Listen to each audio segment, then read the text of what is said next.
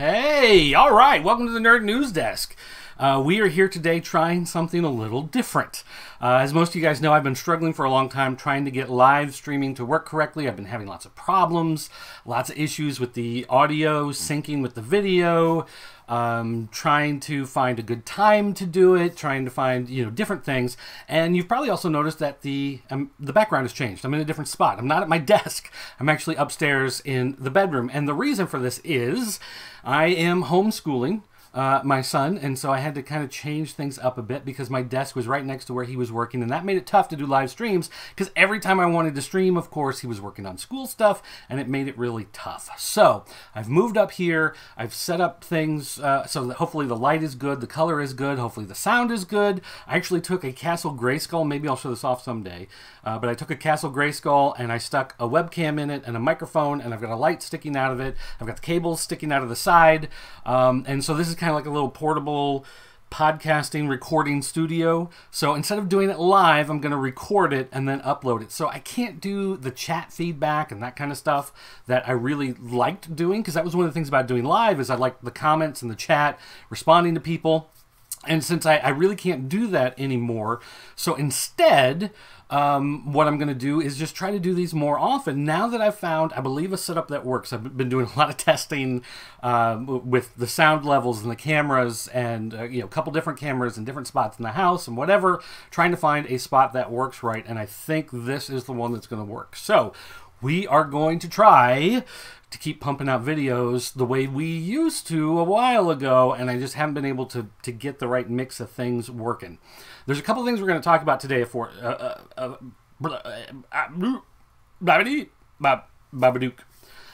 a couple things we're going to talk about first, because I really want to talk about COPPA or COPPA or however you want to pronounce it. I think COPPA.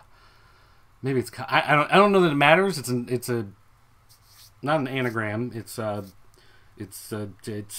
letters stand for something anyway. So it's not really a word. So I guess you can really pronounce it any way you want to. But COPPA, it's not the end of YouTube. It is not going to destroy everything on YouTube. And I see a lot of people with comic book podcasts and with toy podcasts and whatever, and they're like, oh my gosh, this is going to destroy us, and we're not going to be able to do it anymore and whatever. There will be some issues, I think, with a couple of them, but for the most part, no, it won't be. And we'll talk about that a little bit, because I've been reading through the rulings, I've been reading through the FTC, what their actual complaint was and what was found to be true, and what YouTube actually got hit for, what YouTube has laid out for some of the things. And then yes, there will be problems with some channels, but there are some things that have been going on that we will need to talk about as far as all of that goes. We're also going to take a look at some of the new comics coming out this week, which I haven't even looked at yet, which, in fact, I should probably pull that up and let that load in the background while we're talking about other stuff, because I don't even know what's coming out this week. And, honestly, I haven't read a whole lot the last couple weeks. We can talk about that, too, maybe, if we need to. And, I don't know, maybe we'll talk, I don't know if we'll talk about anything else or not. We might. We'll just have to kind of see. But, look, this is going to be the thing. I need you guys to leave comments or to tweet or email me, dirt@popculturenetwork.com or dirt@thepopc.net. That'll get to me also. Or dirt@dirtmound.com, if that one's easier for you. But anyway, send me an email, leave a comment. You can tweet. You can come to the official Pop Culture Network fan group. You can go to thepopc.net or popculturenetwork.com. It's the same website. We just have two URLs now. Popculturenetwork.com that we've always had, and thepopc.net, which is a lot easier to use. And you can leave comments there. We've got if you log in with Facebook, you can use Facebook to leave comments. So if you've got a WordPress account, you can leave comments on the post there. But as I get feedback from you guys and some of the things you want to talk about, those are some of the things I'm going to talk about. Okay, so now that we've wasted, almost 5 minutes? Really? Wow, okay, that's a longer intro than I expected. Nonetheless, here we are. Let's talk about COPPA. COPPA is not the end of YouTube. And I know people are going nuts, and they're like, oh my gosh, if I list my thing as being safe for kids and it's not, or I list it as not being safe for kids and they say it is, I'm going to be fined $40,000. And I can't get comments, and I can't get likes, and I can't get subscriptions, and whatever. Here's the deal. The actual complaint is twofold of some of the things that have been going on with YouTube. One is what's known as ElsaGate, which we'll talk about briefly, and then the second one is with the actual advertising. And those are two different things, but they've come together here in what YouTube is putting in with these new standards. So it's not 100% about COPPA, but that is a big part of it. For those of you that don't know about ElsaGate, basically, online sexual predators were using YouTube as a way to try to meet young kids. It was bound to happen eventually. There's lots of kids, so it's a place where they can talk and leave comments and communicate, and there you go. So the problem was they would go in and they would leave disturbing comments on the kids' videos. Kids who are in the videos, filming their videos, 8, 9, 10 years old, are getting these perverse, suggestive comments. But then there was also where the name ElsaGate came from is there were online animators and people who would make videos using characters like Elsa from Frozen, like Spider-Man, whatever, and they would be videos where they were having relations, I guess. I don't know exactly. I mean, I'm not making a kid-friendly video. They were doing it. They were screwing. They were having sex. However you want to look at that. Since I'm not safe for kids on this channel, but they were doing those things, and so kids would click on this thing, seeing Elsa or Spider-Man or whoever, and then suddenly they're getting this adult video. They were also doing things where they would put a thumbnail where it would look like a clip from Frozen, or it would look like Elsa's fun party, whatever, and instead you're getting a video of a 60-year-old man getting a handy from a teenage girl, and they would do those kinds of things to try to lure younger kids in or make kids see it, so then they can, if someone leaves a comment, they can respond to it, whatever. Who knows? And part of it's, I guess, the thrill in their mind that they're sexualizing children and whatever.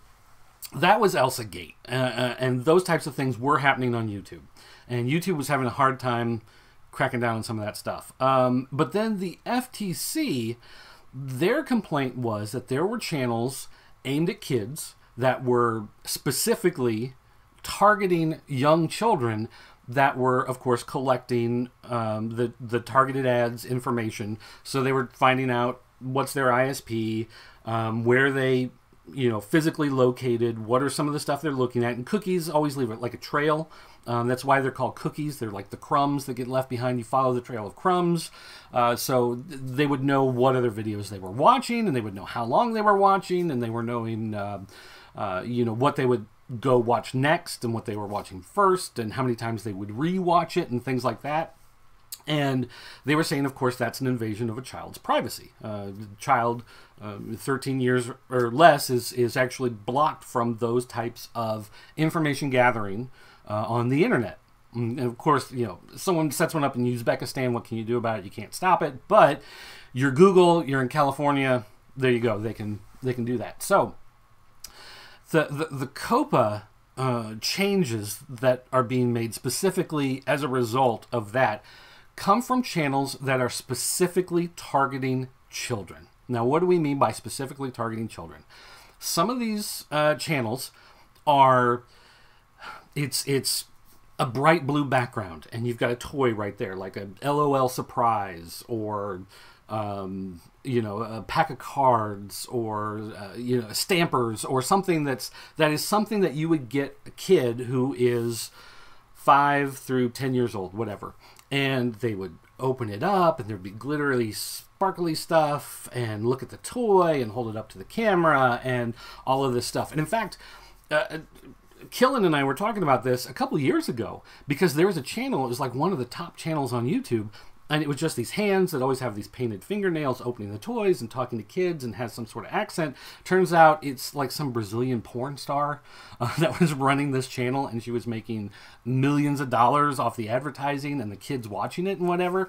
And when you do the targeted ads and you're getting all of that stuff that it's not supposed to be allowed, that's a problem. So the channels that they're talking about are things specifically geared towards children. Now, I know there's been a lot of debate among certain content creators about what exactly counts and how do you determine if something is made for children or not. And in fact, YouTube has even said that they're trying to go through this process where they figure out, are you actually making stuff that's for kids, and saying not, and hoping that the kids are still going to come view it as a workaround to get behind it, or, you know, whatever. So some of the things here that we need to talk about here, determining if your content is made for kids. It says, are children the primary audience? So that's the first question. Are little kids the main thing, the main viewers that you're trying to get to?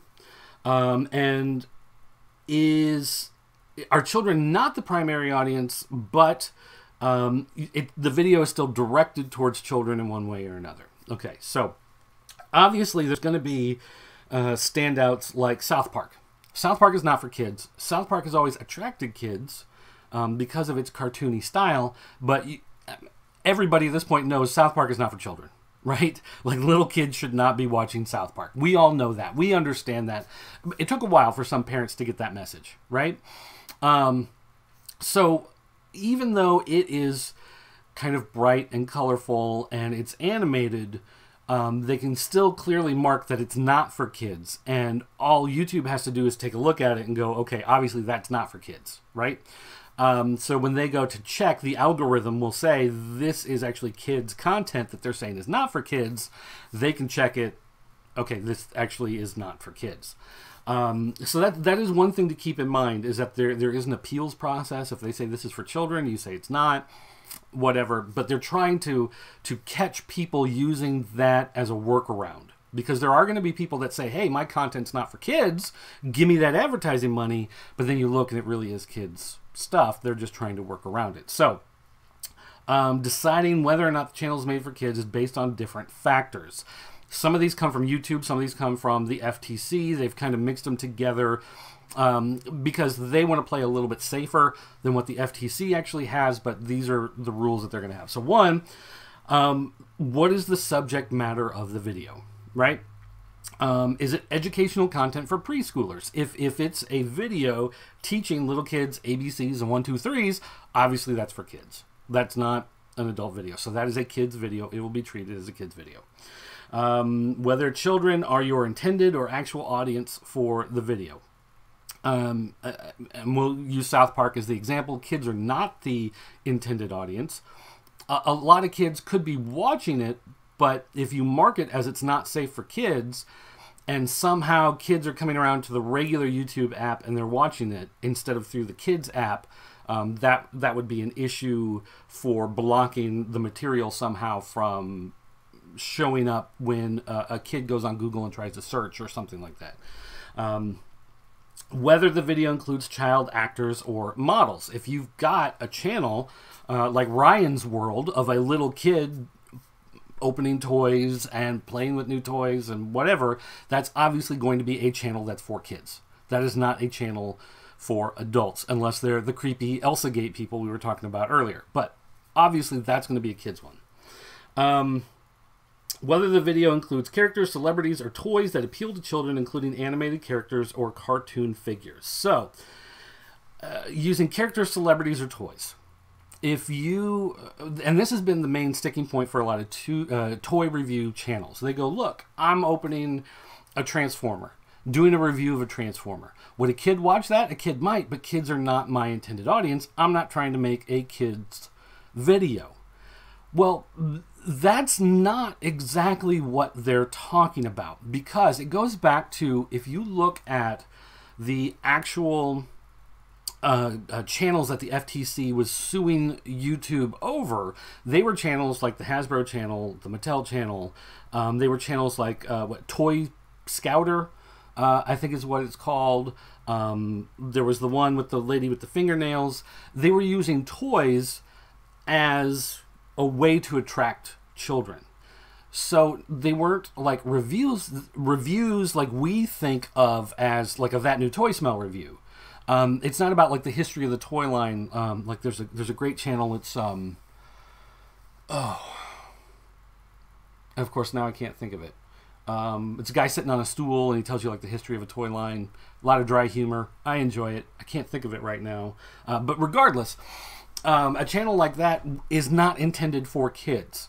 And when you look at it, it's not intended for kids. And the problem is people look at some of these factors and they go, well, look, I'm talking about toys. Kids might be the actual audience, but I don't intend it to be.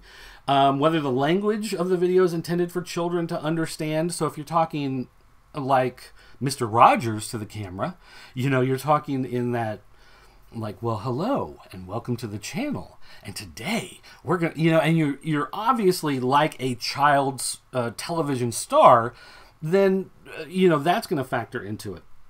Does it include activities that appeal to children, such as play acting, simple songs or games, or early education? Whether the video includes songs, stories, or poems for children, any other information you may have to help determine your video's audience, empirical evidence of the video's audience. Now, here's the thing. None of these on their own are going to be the deciding factor. It's a combination, an amalgamation. It's these things working together. So if someone like Grimmy does a Transformer review where he rips it open and he shows it on there and he compares it to some of the others, he shows how it transforms, he does a review, he talks about, look, the arm goes up, the arm goes down. You know, someone like The Geek, when he was doing Formers Friday, you know, opening up, showing you how it transforms, the way it looks, the way it compares to some of the other ones, the way some of the items might be interchangeable. Just because it's a toy and it's showing a toy doesn't mean it's being targeted by COPPA. It also depends on how's your thumbnail. Are you doing a lot of sing-songy stuff? Are you talking as if you're talking to preschoolers? Do you have the animated characters come on to talk to little kids? Like, it's a lot of stuff that goes beyond just one of these things or two of these things. There's a lot of stuff coming around. And again, going back to South Park and using that idea, it says whether children are your intended audience or your actual audience, if kids are the actual audience, but South Park is obviously full of swearing, and it's full of sexual innuendo, and it's full of violence, and it's not made for kids. Just because a lot of kids come to watch it doesn't then mean you've made a video for kids. Again, it's a factor of a lot of things mixing together.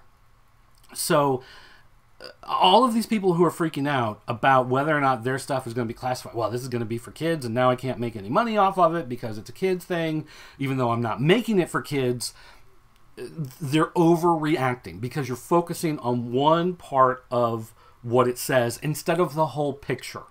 Okay, now some people are just like, they don't want to risk it. They go, I can't take the chance. If they hit me with a $40,000 fine, what am I going to do? I can't pay it. Okay, well, here's another thing. It's not necessarily a $40,000 fine. The fine is going to be based on the reach of the video. It's going to be based on how blatantly you're trying to target towards children. It's going to be based on how many times you've done this before. If someone sets up a channel and they put a bunch of kid videos, they say it's not for kids, so that they can get kids to come watch it on the regular YouTube app instead of through the kids app, and they're getting all this targeted stuff, and the FTC comes in and sees it, and they shut it down. YouTube cuts it out and blocks your account, and then you open a second channel, and you do it again. You upload new videos, and you say it's not for kids, but it is for kids, and so it's getting kids to come in and watch it, and again, you're trying to gather up all of that. Those factors will play into how much you get fined. It's possible you may get fined nothing.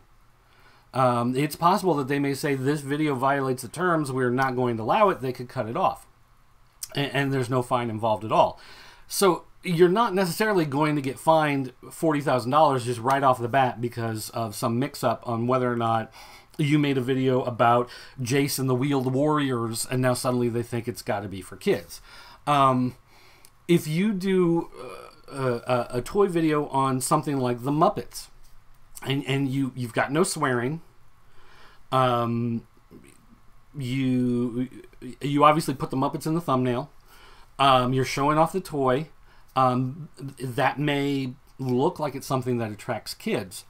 But if you're talking more in a scholarly manner about the history of the line, this is a review of the toy, this is how it works, it's information for parents, it's not directed at kids, it's directed towards an adult collector and not a child. You know, those are factors that are going to play in your favor, where you're going to go, look, this isn't meant for kids. Yeah, it's got the Muppets in it, but it's not a video for kids about the Muppets. It's about the history of the Muppets, or it's about this new Muppet toy, or it's about, you know, my favorite parts of the Muppet TV show, whatever. It's not aimed at children because of these other factors. That's going to play into it as well. So, again, people are freaking out, and it's not going to be directed towards them. Now, if a billion people leave YouTube over this because, you know, they're like, I can't take it, and they're not going to make the content anymore, then, I mean, that sucks, but that's your decision, you know. But for the average person, and here's the other thing, a lot of the rhetoric has gotten so bad. I had someone contact me, and he's like, hey, I'm worried about this. I'm afraid they're going to shut down my channel. It's like, well, what's your channel? And his channel was, he did like... man, now I don't remember what it was. It was like how to repair arcade machines. And it's like, well, that has nothing to do with it. That's, you know, it's like, well, kids like to play video games, and it's a video game. It's video game cabinets, arcade cabinets, so it might be a kid's thing. It's like, no, like, dude, it's not directed towards you because that's one factor. Yes, kids like video games. And so arcade cabinets you can play video games on, but that's not what the law is talking about. That's not what the new rules are designed for. That's not what they're saying. For someone who's like, say, Disney, all right, Disney XD, the Disney XD channel. It's full of clips from cartoon shows. Hey, guess what? You're a kid's channel. Like, Disney XD is obviously going to be a kid's channel. So, therefore, the Disney XD videos, you can't put on a playlist, you can't leave comments, you can't put the targeted advertising on. Disney XD is going to lose some money off of the stuff that they have sitting on the YouTube channel. That's how it goes. That's kind of actually what it's designed for. Because they are obviously running a service directed at children. They cannot have that targeted advertising. They can have normal untargeted advertising that is age appropriate. They're not going to make the same money they did before off their YouTube channel. Someone who does kid songs, you know, and it's like, if you've watched like the Disney Channel, or if you've had kids and you've grown up, Imagination Movers, some of those people, the Wiggles, right? You know, you'll see a lot of times there are people selling a CD and they've got a commercial on the Disney Channel or wherever, and they're like the Wiggles, but like from your hometown, right? Like, they're not quite the same quality. They don't have a TV show or anything, but they make these silly songs and they're for kids to sing along and whatever. You put your videos on YouTube, you're going to lose out on that targeted advertising because your videos are for children. And they go, well, that sucks. I'm not going to make the money anymore. Well, guess what? You weren't supposed to in the first place. There were supposed to be things blocking kids from being targeted by that advertising, by getting all those statistics. They will cut that out. You won't make as much money. Guess what? It happens. It's a correction. It's not being taken away. They're fixing the glitch. Okay, Milton is not getting a paycheck. That's how it goes. And I know that you're going to say, well, it was great. YouTube was a way I could make all this money. And there are problems with YouTube. Don't get me wrong. I'm not giving a blank slate to YouTube and saying that everything that YouTube has ever done has been great. And every decision that they make is fantastic. And that YouTube Rewind is always the best video every year. No one believes this stuff. No one believes that's true. But what I am saying is right here specifically this. You should have never been making what you were making originally, doing kid songs and kid videos and silly sing-alongs and having kids open toys and review them online, it never should have been where it was. And the thing is, there are channels that you can go out and search for, and this is, again, something Killen found because his kids were watching a lot of YouTube. My kids weren't really into it as much, but that was 10 years ago or whatever. For him, it was a couple years ago. But for his kids, you know, they would want to grab the tablet and go to YouTube and start looking through stuff.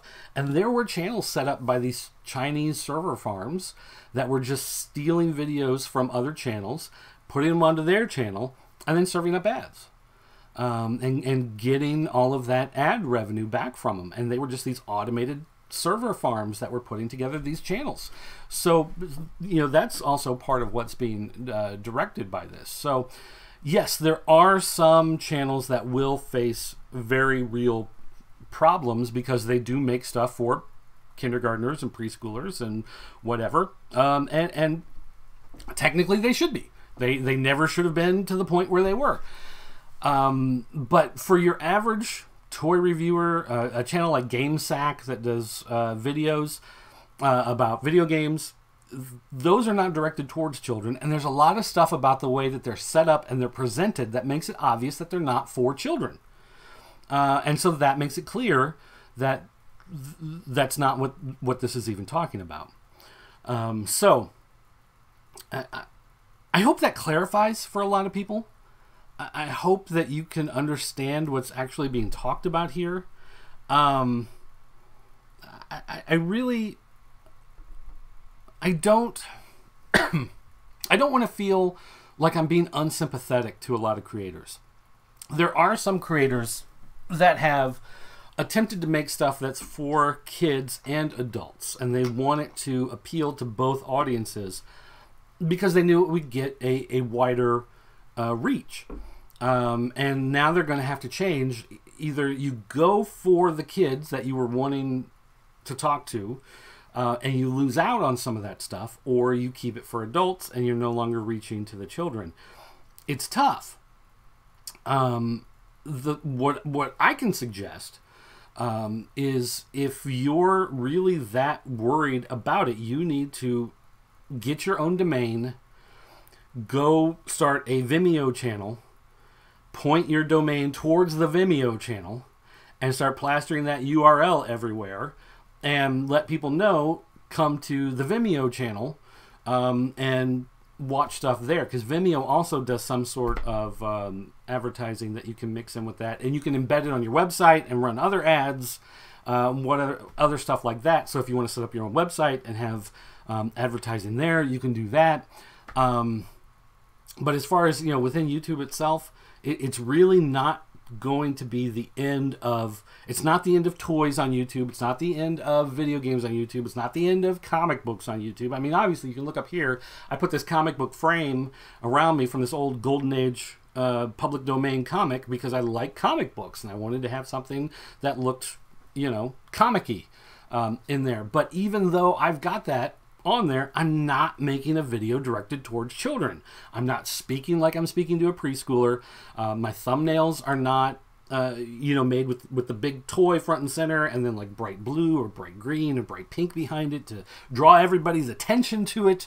You know, I'm not doing that, so it doesn't apply to videos like this, and it's not going to apply to the majority of videos out there. Now, it will suck for a while as people kind of figure out where stuff is going to fall. It is going to make a difference. If you're doing collections of Fortnite clips, is that going to count for little kids? It shouldn't, because of the violence. The game is not, I don't know, Fortnite's not E for everybody, right? I don't know, because I know Fortnite is, you know, supposedly cancer. Fortnite rating. Fortnite, it's rated T for teen. Okay, so there, right there. If you do a bunch of Fortnite clips, you're rated T for teen. You are not rated for kids, so therefore, even though it's a video game, it's not kids content. So, again, I don't want to sound unsympathetic to people who do make kid stuff, that make kid videos. If Mr. Rogers were alive today and had a YouTube channel, he would start losing out on some of that money. But at the same time, it shouldn't have been there in the first place because of those privacy rules that were set up. It shouldn't have had the targeted advertising. And so it's a course correction for that kind of stuff, as opposed to something that's going in and shutting things off and taking things away. So, but as far as not getting the comments, not getting like the playlists and stuff, that was because of the ElsaGate stuff, not necessarily because of the COPPA stuff, but they've put it all together. Since they're making changes, you put all the changes together and you do them all at once. And so that's why some of that stuff is included, because of the creepy online sexual predators that the kids have to deal with. So if anyone has any other questions, because I really did a deep dive into this a while ago, and I admit that it's been a couple weeks, and I know that there's a lot of talk that's been made. These are supposed to go into effect, I believe, at the 1st of January. So in the beginning of January is when you're going to see real changes taking place, but people are acting preemptively in a lot of ways. But if you have anything specific that you're worried about, or if there's an aspect to it that you're not clear on that I didn't clarify, because I know I spoke in circles a lot, kind of going back to some of the same stuff over and over as those arguments wove through there. If there's something, let me know. Let me know, and I'll look into it, and I'll do the best I can to figure out the information. But for right now, it's not the apocalypse. At least not for most people. All right. So determining if your content's made for kids. Okay, no personalized ads, info cards, whatever. All right, let's take a quick look at some of the comics coming out. Now, one thing I do need to set up, and I will admit I haven't done it today, is screen sharing some of this stuff in between. I have one laptop that I look stuff up on, another laptop that's recording, so that when I'm doing stuff, it's not going to mess up the recording or anything like that. So I got to figure out some way to do that, or maybe get the images in advance and throw them in so we can pop them up on the screen. Do something, the way I can throw up, something like this, or something like this. I've got to work out some way to get the information up there so you guys can see it. But for right now, I'm thinking I'm doing this more thinking as it's like a radio show, and there just happens to be this video element to it. But this will be put out as an audio podcast, so the people watching audio, you're not losing out a whole much. As I take a drink here, which you couldn't see happen, you just knew it got quiet for a second. But regardless, all right, comics coming out this week. I always go to previewsworld.com. I know there's other places. There's one, it's like Comic Poll List or something like that. There's some people go to Midtown Comics and look through the list, whatever. I use Previews World because they are the actual comic distributor that ship out the copies to people. Granted, digital only stuff that's on Comixology won't be on here, but most of that is not very good anyway. All right, so let's see. Let's go to comics, select publisher, Image. Image has Ascender, Criminal, Curse Words, East of West, Philadelphia. Here, I'll tell you what. I did read part of Philadelphia. I did start it. I wasn't able to finish it last night. I got called away to do something else, but I did start reading it, and it's actually pretty good. I expected it to be a little more heavy-handed in certain respects.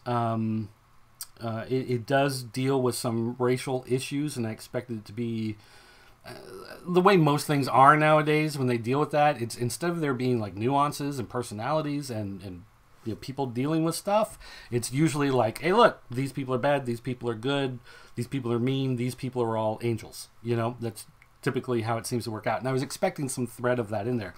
It's actually a very well developed and nuanced story, and there's a lot of things going on with the main character and the way that he's dealing with aspects in his life. And there's a little bit, it's, Philadelphia, people are kind of mean sometimes. You're always going to run into some jerks and whatever, but it's not the heavy-handed allegorical story that I was expecting, because it's from Image Comics, and Image has been pretty bad with some of that stuff the past couple of years. And there's also monsters in it. There's also some, I think they're vampires in it, and they're not like, I always hate seductive vampires. I've never understood why they always have to be like, look into my eyes and you fall in love and whatever. These are like vicious, nasty, rip out your throat. If you've ever read, was it Redneck? Kind of similar in that way. Looking through Dark Horse, you got a Fight Club, you got Invisible Kingdom, Machine Gun Wizards. There's a Witchfinder.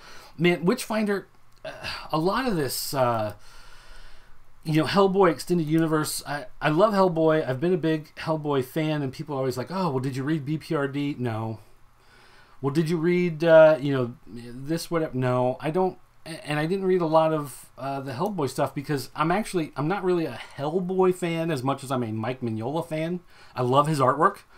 I love the way he draws characters and puts in all the shadows and all of that stuff. I think it's really fantastic artwork. So I don't, like when they did the new movie, I didn't even see it, but apparently neither did most people. Yeah, I'm just not motivated to read a bunch of that stuff because really, like I said, it's more about the artwork. It's about that mood. Now, there have been an occasional thing here and there where someone has a similar style artwork or they find someone, Tommy Lee Edwards or, what is it, Matthew Smith? Is that right? I think. That have a very simplistic, angular, a lot of dark space artwork that I like also. And so I will check occasionally some of those out, but not a whole lot. Let's see. We got IDW with Cobra Kai. We've got a Crow. Wow, they're still doing some Crow comics. Is James O'Barr nope, Tim Seeley. Because Tim Seeley writes everything apparently nowadays at some point. He gets a turn. We got a From Hell Master Edition, My Little Pony, and Sonic. So there's both my kids right there. Comic, one for each of them. They both read all that stuff. Star Trek Picard. I do have a review copy of Star Trek Picard. I was going to try to read it last night when I was reading the other stuff, but again, got called away. But I plan on trying to get to that tonight, so maybe we'll talk about that tomorrow. We'll talk about Star Trek Picard there. You got a new Transformers, Star Wars Adventures. Let's see, going down to DC, we've got Action Comics, which Invisible War Part 1. Bendis, John Romita Jr. for the first time since Avengers and Avengers vs. X-Men.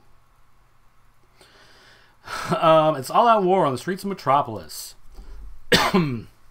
After this, at the end of this epic, there'll be a huge change of the status quo in the world of Superman. Yeah. He's revealing his secret identity, which is dumb because Bendis can't actually tell a story within the constraints of a character. He always has to change the character or do something big like kill the character's wife or reveal a story or kill a parent or do something. He can't just take the frame that everybody works in and come up with a good story. He's got to change it somehow.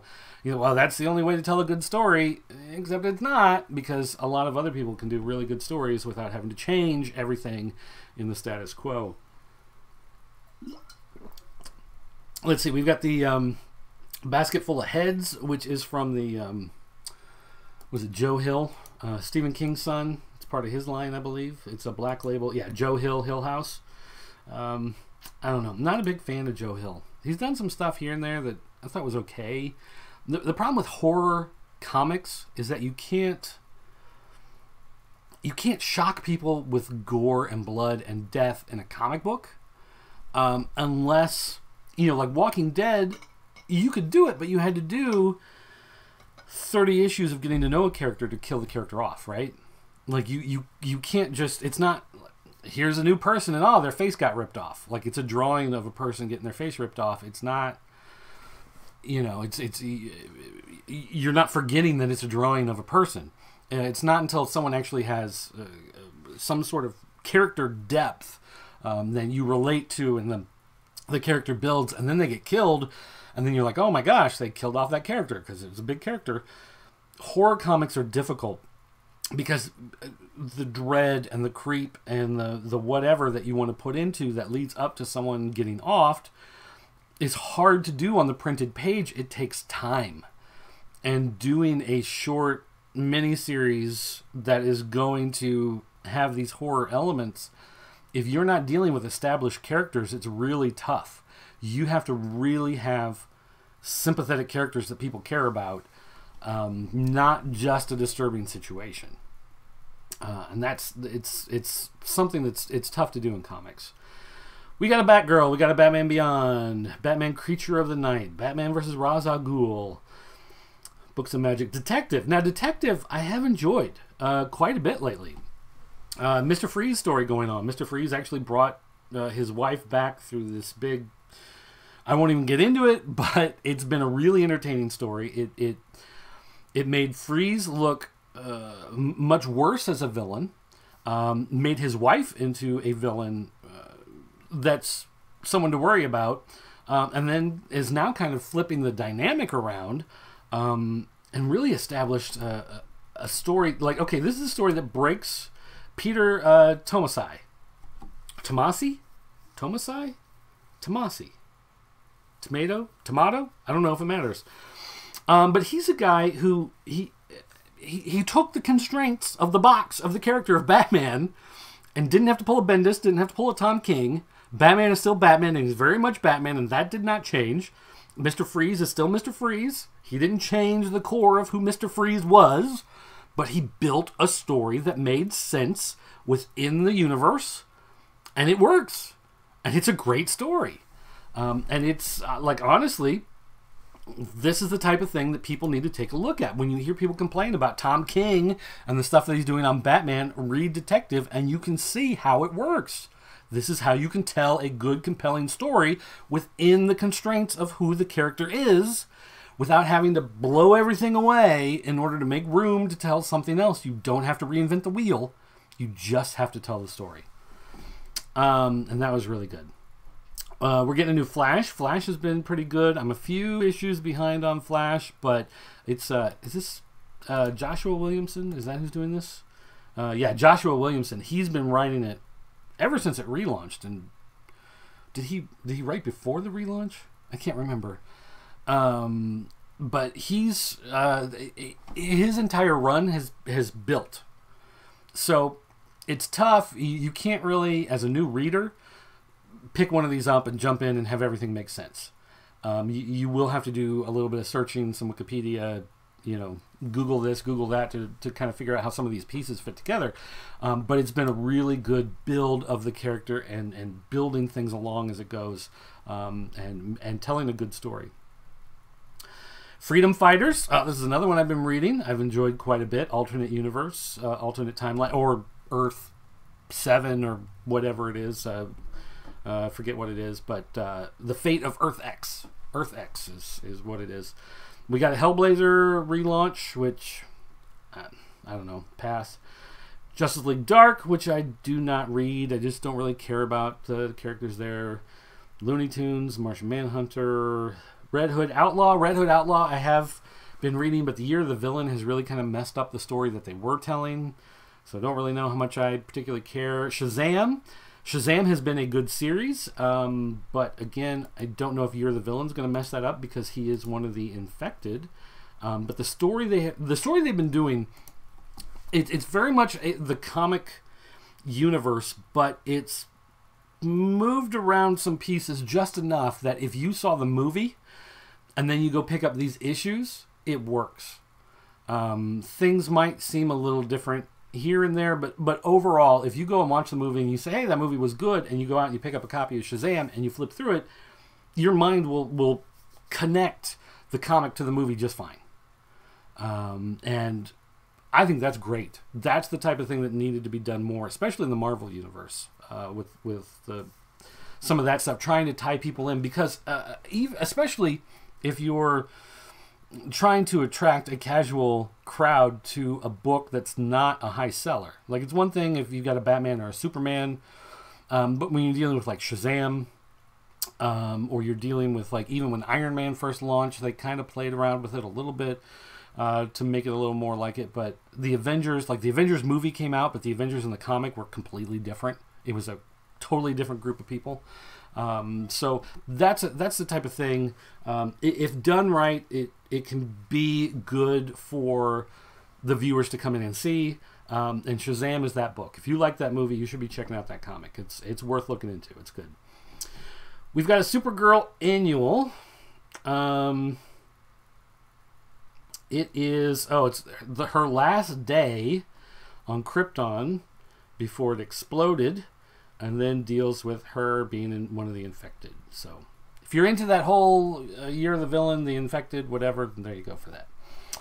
We got the Dark Multiverse Infinite Crisis, which I tried reading that. I have a PDF of it that they sent out, and I tried reading through it, but I just couldn't. I don't know. Some of those Dark Multiverse are better than others, but for the most part, I don't know. Just meh. Terrifics has been good, although Terrifics is also being sidetracked by Year of the Villain stuff. Which is a shame because they had some really good stuff going in that comic, the way they jumped universes. So, whatever. Let's see. Moving on to Marvel. Avengers, Black Panther, Conan 2099. Oh my gosh. The one thing that cracks me up the most about Conan in the Marvel Universe is Conan was in the Marvel Universe. Then they lost the license. He left, went to Dark Horse, right? Was there for a long time. Now he's back in the Marvel Universe, and they've gone all out. Like, he's part of the Avengers now. He's part of 2099. What's going to happen in 5 years or 10 years? They lose the Conan license again. It goes somewhere else. And then suddenly, they go to print a trade or whatever. They can't do any of the Conan stuff anymore. You put Conan in the Avengers, you can't sell those Avengers comics anymore. Whoever gets it, IDW, maybe they can work it out because IDW is printing a lot of Marvel stuff that is too low in numbers for regular Marvel to sell, which is becoming more and more stuff every year. But if Conan goes to Oni Press, Lions Forge, whatever, and then suddenly Conan's there, they can't print a chunk of Avengers issues because Conan's in them. They would have to go through and redraw it and say it's Ares, or something, or it's just like those are gone. They're just not part of Marvel history anymore. It's just so weird to me the way they've just jumped right in with those. But anyway, that is what that is. 2099, and I'm really not interested in any of the 2099s. I'll be honest. I read a lot of them when they came out originally. Spider-Man was really the only one that I kind of got into, but then when they relaunched it, the 2 years ago, whatever it was, I tried reading it and it was just bad, and I just could not get into it.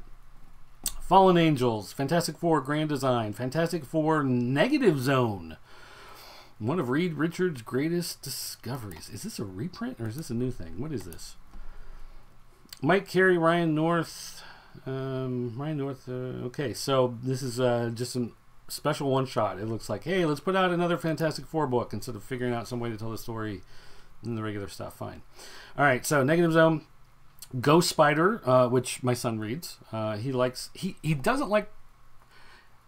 Spider-Man stuff in general, but he doesn't like the current Spider-Man comic, but he likes a lot of the tie-in stuff. So anytime they do Spider-Verse, he likes those. Ghost Spider, I don't know, anything that's going to be, and Spider-Man Noir, actually. He likes Spider-Man Noir. That's like his favorite version of Spider-Man, but not actually the current Spider-Man. It's funny. Invisible Woman, Ironheart, New Mutants, Punisher 2099. At least there's a Ron Lim cover, so you've got a little bit of history. If that's the variant, Ron Lim variant cover. That's whatever. All right, we've got where'd we go? We got Scream, Curse of Carnage. Boy, that Absolute Carnage, all that stuff. That's gone over well. Absolute Carnage has done really good. It sold a lot of copies, had a lot of reprints. It's done good. The tie-in stuff, not so much. Dr. Aphra, Ooh, we got an Uncanny X-Men 266 Facsimile Edition. That's the first Gambit. So those who are Gambit fans probably want to grab that. Valkyrie Jane Foster. Valkyrie Jane Foster. That, boy, that's a series that just tanked. Marvel even sent out extra copies of the first 2 issues to retailers so that they could say that they had hired sales. They could go, look, we had 12,000 people buying Valkyrie Jane Foster #1. Well, 6,000 copies were ordered, and they just sent everybody extra. If you ordered 10, you got 20. You just got double your order for free. So then they did. And then the second one, I think you got an extra half. So if you ordered 10, you got an extra 5. And then starting with 3, they didn't give extra copies out, and so now you look at the sales numbers; they're pretty abysmal. We got Venom, which is a tie-in for Absolute Carnage, and of course, Venom has been very big for the past couple of years. And I've got them. I haven't read it in a while. His son showed up and did some stuff, and I don't know. I just kind of it was a lot more fun earlier on, and then when they did the whole thing where they had the whole Venom planet, I thought that was kind of cool to kind of talk about where he came from and kind of explain some of that stuff.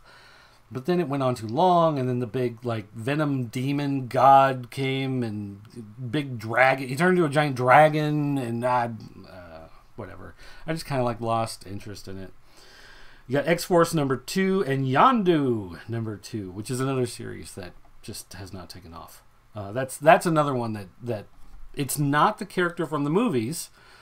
And people were complaining when the first issue came out. They were like, "Oh, I thought this is the guy from Guardians of the Galaxies." Well, it's the character that character is based on, but it's not that character. People were not excited. So that's gonna be it from Marvel. Dynamite. We got Betty Page, the Kiss Zombies. Those are the Knights in Satan's Service, if you didn't know. Red Sonja, Vengeance of Vampirella. Boom Studios has Angel. Lumberjanes, Mighty Morphin Power Rangers, so nothing for me there. And then we get the random comics. So the way Diamond Comics breaks down this stuff, you've got your top tier companies that get their own little sections, and then you've got this section at the bottom where it's just everybody else. Their catalog is set up the same way. So now that you get down to here, let's see, we got some Archies, Archie and Me. We got John Carpenter's Tales of Science Fiction, Redhead #1. Huh. #1 of 6? Is that what this is? I've heard from some people that these aren't bad. That the John Carpenter stuff that's been coming out in these comics, they're not the greatest, but they do kind of have that John Carpenter feel to them. I guess he had input on some of the characters and the backgrounds, the situations, whatever, to kind of, give that a jump start, give it a direction. And they've been okay. Casper, my daughter loves these Casper comics. And it's weird because the Casper comics are there'll be like maybe one new story that's like 6 pages, and then the rest is like reprints of old stuff, and it's like reprints from the 80s, from the 70s, from the 60s. And she loves these reprints. The Pink Panther, Casper, Richie Rich, man, I don't even know what else, but she loves them, and she loves looking at the artwork and how it changes. And some of them, you can tell they just took the old newsprint pages and scanned them in. You can kind of see some bleed through from the page on the other side, and so she loves to kind of look through and try to figure out what's happening on the other side of them. It's really interesting the way that she gets into it, and I like the fact that she enjoys reading the older stuff as well as the new stuff. That's pretty cool too. Goth Young Lovers at War. I'm gonna pass on that one. Last Stop, the Non-Stop imprint. Okay, well, if you've been reading Scout Comics Non-Stop imprint, there's a new book coming for that. Gutter Magic, Maul, Leave on the Light. A lot of horror comics coming out right now, which I'm guessing they were shooting for Halloween with some of these and didn't quite make it. Monster Men of Soul Beast from American Mythology Studios. All right. Monster Planet, Ogres #1 from Source Point Press. That might be good. Plot from Vault Comics. That's been selling okay. Psycho List. Oh, from Black Box.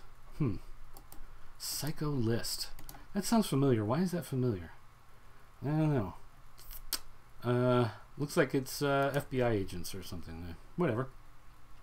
Relics of Youth, Resonant, Rick and Morty. Rick and Morty. Pass. Second Coming, that book's garbage. Space Riders, Vortex of Darkness from Black Mask. That's... Oh, I remember. Okay, yeah, when the first issue of that came out, everybody was like, woo! This Space Riders thing, you know, like, this is a big deal, whatever. And then, like, issue 2 came out, nobody cared. It was I don't know. It was a weird thing. Everybody was scavenging for that first issue. You could sell it on eBay for like $20 if you found it, $30 sometimes, but now nobody cares. There's a tarot, Touching Evil from Source Point Press. An attorney is given a curse from a mysterious prisoner that allows her to kill anyone instantly with a touch of her hand, but only if they're evil. Oh, actually, that sounds interesting. Touching Evil. Dan Daughtry? Let's see, who is this? Dan Daughtry. Oh, he's a State Farm insurance agent. Okay, well, that's not the right guy, I don't think. Comics Grinder. Let's see. Oh, Beardo. Is he the guy that does Beardo? Oh, no. He's the guy who does... maybe not. Is he the one... Oh, man, that's too bad. If he's the guy I'm thinking of, he did this one comic a couple years ago. It was terrible. It was about... Well, let me see if it's the same guy. Maybe I'm thinking of a different guy. Maybe Beardo's not the book I was thinking of. Let's see. Floppy... Oh, Rotten. Okay, it is Rotten. All right, yeah. He did a book called Rotten, and it started out okay, and then it just turned into straight garbage after like the 5th or 6th. It became like this... like parody of celebrities, and it was dumb. It had so much promise when it started. The first collection was great. The second trade came out, and I read it. I was like, what is this? Like, this is supposed to be this thing about zombies, and instead he's turned into like this virtue signaling. Well, I threw it in the trash. I threw it away. I don't do that a lot with comics. If comics have water damage is the one thing that I don't deal with, because it's a liquid and you don't know where it came from. And that's something I don't do. And if I've got comics and they got water damage, they're out. You know, it can be torn on the cover, someone can have drawn on it, whatever. I'll still keep it in my collection. Water, I throw away. And the volume 2 of that, right in the trash. So that's a shame. I'm going to pass on that, because here's the problem. Even if that book is good, my expectation now is that it's going to be bad because of the other stuff that I've read. Like, that has killed my expectation of the book is that it's going to turn terrible because of the other stuff he did. All right, Unbound, Van Helsing versus Dracula's Daughter. Vark Wars. Oh, okay. Cerebus the Aardvark. That's been some interesting stuff the past couple months. The way he's been doing the Cerebus the Aardvark updates. Those books they've been different. They're not for everybody. I can definitely say that. The way he's done that the last few years, because I think he got sick. And it's also man, now I can't think of the guy's name. The guy who does Cerebus the Aardvark, Dave Sim. Dave Sim is one of those people that he's definitely had problems in his life. He had some very real mental issues for a while. I know he had a relationship that went bad, and it made him very paranoid. He had to get, I believe he got some counseling maybe at one point for some of this stuff. He's done some stuff in his work in the past with Cerebus that was very very uncomfortable to read through. Stuff that was mean towards women and just stuff, and it's him, you know, dealing with personal stuff, and you can argue like, okay, whatever, it's art, right? It's the process, but